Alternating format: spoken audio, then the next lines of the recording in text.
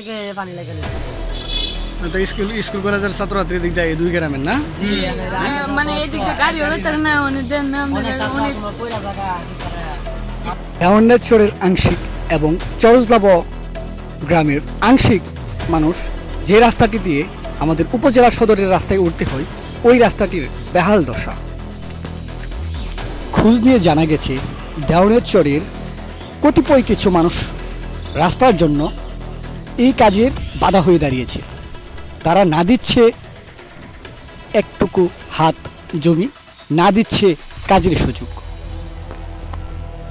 এই জন্য দুই গ্রামের প্রায় শত শত ছাত্রছাত্রী ভোগান্তি পোহাচ্ছে এলাকার সাধারণ কৃষকরা।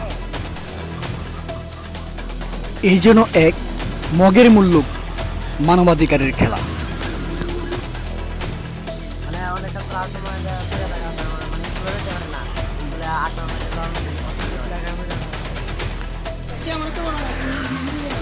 সংশ্লিষ্ট কর্তৃপক্ষকে যথাযথ গুরুত্বের সহিত এই ব্যাপারটি দেখার অনুরোধ করেছে গ্রামবাসী।